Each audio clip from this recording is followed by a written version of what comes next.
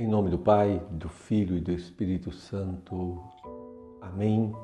Louvado seja o nosso Senhor Jesus Cristo. Para sempre seja louvado. Salve Maria Imaculada. É uma alegria estarmos juntos para ouvirmos o Evangelho de hoje. Eu, Silvio Franco, pela graça de Deus, levar até você o Evangelho deste dia. Que Deus fala conosco essa sexta-feira, primeira sexta-feira do mês, dedicada ao coração de Jesus. O Evangelho de hoje está em Lucas, capítulo 5, versículo 33, seguintes, 39. Que o Espírito Santo vem em nosso socorro, nos ungir, nos dá uma unção no falar, uma unção no ouvir, para ouvirmos bem aquilo que o Senhor quer nos falar. Anúncio do Evangelho de nosso Senhor Jesus Cristo, segundo São Lucas. Glória a vós, Senhor. Eles disseram-lhe, os discípulos de João, bem como os dos fariseus, jejuam com frequência e fazem orações. Mas os teus discípulos comem e bebem. Jesus então lhes disse, podeis obrigar os convidados do casamento a jejuar enquanto o noivo está com eles? Dias virão, porém, em que o noivo lhes será tirado. Então, naqueles dias jejuarão. Contou-lhes também uma parábola. Ninguém recorta de roupa nova um remendo para costurá-lo em roupa velha. Caso contrário, rasga a roupa nova e o remendo da nova não se ajusta à roupa velha. Do mesmo modo, ninguém põe vinho novo em odres velhos, porque o vinho novo arrebenta os odres e perdem-se o vinho e os odres. Vinho novo em odres novos. E ninguém, depois de beber o vinho velho, quer o novo, pois diz, o velho é melhor. Palavra da salvação, glória a vós, Senhor.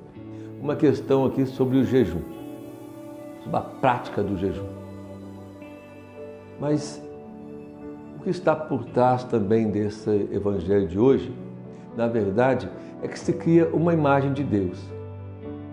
Traziam ainda com eles uma imagem de um Deus da retribuição. Jejuar era uma prática, vamos dizer assim, de que para mostrar que era bom, que era santo, e que se jejuasse, então, era agradável a Deus, e recebia também de Deus os favores. Era uma prática que não tinha muito sentido, na verdade, sim.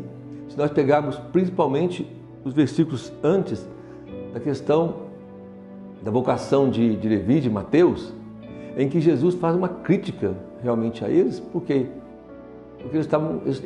eles estavam criticando Jesus, que estavam sentados com pecadores. Então Jesus, no versículo anterior, 31, diz assim, não são os que têm médico que precisam, não são os que estão com saúde que precisam de médico, mas os doentes. Não vim chamar justos, mas pecadores no arrependimento. Jesus que está falando para eles que veio para chamar os pecadores. Na outra passagem o Senhor vai dizer que e de aprender essa lição não é o sacrifício que eu quero, mas misericórdia, porque o sacrifício que o Senhor quer é a misericórdia. A misericórdia, o amor nos leva a sacrificar, mas é o amor, não o sacrifício por si só, vazio. Mas criaram uma imagem de Deus, uma imagem do Deus retribuição, que é próprio do Antigo Testamento, do Deus que faz porque eu sou bom, e essa é um pouco a mentalidade dos judeus da época, de que se alguém, por exemplo, tinha uma doença, se alguém tinha algum tipo de mal, se alguém era muito pobre, é porque aquela pessoa tinha muitos pecados. E aí é a retribuição. Se peca muito, não tem nada. Deus abençoa aqueles que eram judeus, aqueles que eram praticantes. E aí tem a prática também do jejum. Mas Jesus vem para dizer justamente ao contrário do que ele quer, a misericórdia. E aqui ele está falando sobre a novidade que é o Evangelho, e que se você ficar pegado ao velho, você não vai se abrir ao novo. Ele mesmo diz que quem bebeu o velho não quer o novo, ou seja, quem se encharca demais de uma mentalidade antiga e errada, não se abre à novidade, ou seja, não se abre ao Deus que se revela e agora revela na misericórdia e se revela feito homem. Né? Jesus é verdadeiramente Deus feito homem. E esta, vamos dizer assim, é a novidade a qual eles tinham que crer. Mas estavam apegados ao antigo, estava pregado aos seus próprios pensamentos, a sua mentalidade, a sua ideia de Deus, a sua imagem de Deus que criaram a imagem de Deus errada, um Deus até mesmo que vinga, de um Deus que só te dá se você der alguma coisa para Ele, a retribuição. Criaram uma imagem errada de Deus. E aí, um pouquinho eu quero falar com você sobre essa imagem que criamos de Deus. Quando Deus proíbe fazer imagem no Antigo Testamento, Ele não estava fazendo essas imagens de barro como essa de Nossa Senhora, ou o Cristo crucificado, nós trazemos. Não. Quando Deus proíbe fazer imagem no Antigo Testamento, é a imagem de ídolos, ou seja, aquelas imagens que se faziam e colocavam nelas a confiança. Por exemplo, do bezerro de ouro, em que fizeram uma imagem para idolatrar realmente, colocando naquela imagem a confiança, como se aquela imagem fosse Deus.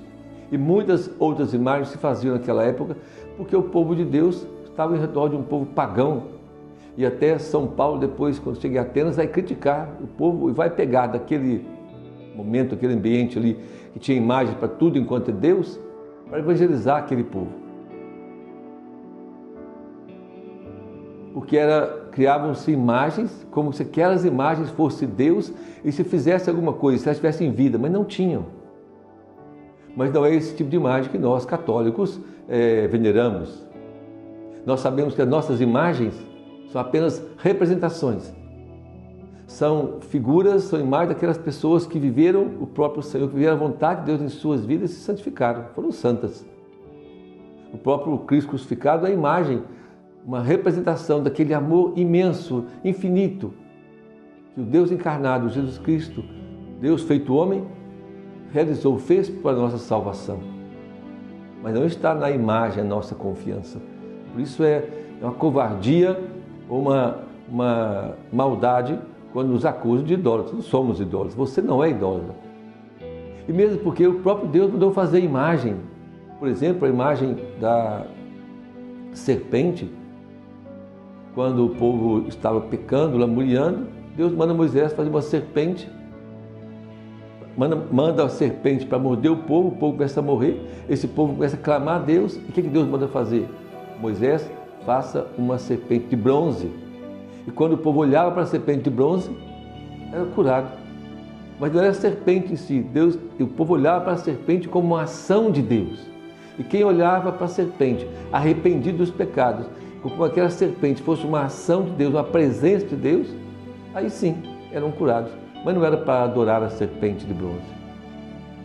E nós não então adoramos nenhuma imagem. Nós temos a fé no Deus vivo, no Deus verdadeiro, no Deus único, nesse Deus que se revela aqui e que é que nós criamos nele. O Deus encarnado, Jesus Cristo, nosso Senhor. Certa vez, uma mãe me procurou, conversando comigo porque o filho dela, que aprontava muito na vida errada, na vida mundana, de repente teve um momento de conversão, mas foi para a igreja protestante, uma igreja dessas pentecostais, e ela estava preocupada com isso. Eu disse para ela assim, olha, faz uma coisa, diz para ele, não briga com ele, não vai adiantar, mas diz para ele com o coração verdadeiro, procurar a verdade. Fala para ele, meu filho, você está nessa igreja aí, mas procure a verdade, com o coração sincero, porque ele vai encontrar Jesus e vai ser católico. Porque é assim, meu irmão, quando nós procuramos a verdade, encontramos Jesus. O grande problema é que muitas pessoas não procuram a verdade. Procuram um Deus que eles criaram, ou que alguém criou. E eu vou seguir esse Deus que alguém criou. Um Deus da retribuição, que resolve os meus problemas, um Deus que é misericórdia, outro Deus cria a imagem de um Deus castigador, que pune. Imagens de um Deus, vamos dizer assim, creio somente uma parte de Deus, creio somente uma meia verdade, e vai criando, e tantas seitas por aí que têm imagem de Deus. Isso é idolatria, quando eu crio o Deus que eu quero crer. Qual Deus você crê? Aquilo que eu quero crer. Não. Eu preciso crer, adorar e amar aquele Deus, na sua infinita misericórdia, criou e fez tudo, e na plenitude dos tempos enviou o seu Filho, o Verbo eterno, nascido do seio da Santíssima Virgem Maria. Viveu, que anunciou a palavra, revelou o Pai, ensinou-nos o caminho do Senhor, porque Ele é próprio, Ele mesmo é o caminho, Jesus Cristo, nosso Senhor. Instruiu a Santa Igreja, tomou nossas dores, nossas misérias, foi crucificado, morreu numa cruz por amor de nós. Esse é o sacrifício que Ele quer, sacrifício de amor. Ressuscitou ao terceiro dia e está vivo. Esse é o nosso Senhor, esse é o nosso Deus. Presente na Santíssima Eucaristia, nos sacramentos da Igreja, esse é o Deus que se revelou. Essa é a imagem do Deus invisível, aquele Deus que nós não vemos. Mas Ele se fez imagem, Ele se revelou a nós, o Seu Filho único, Jesus Cristo, o Senhor nosso. E esse Jesus, então, que é Deus, revelou-nos o Pai, é a imagem do Pai.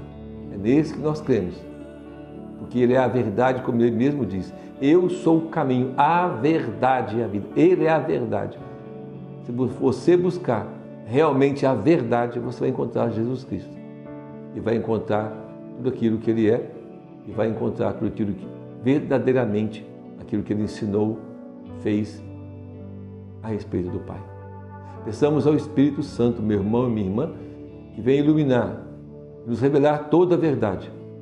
Ele venha em nosso socorro, nos conduzir cada vez mais na verdade plena, para que nós possamos crer com um coração sincero e verdadeiro, um Deus único, Criador, Redentor, Santificador, o Deus Trindade Santíssima, se revela por meio do Filho encarnado. Esta é a nossa fé, a fé católica, a fé ensinada, revelada pelos santos evangelhos, testemunhada por milhares e milhares de homens e mulheres, mártires, santos, doutores da Igreja ao longo da história. Esta é a nossa fé. Tem solidez, tem fundamento.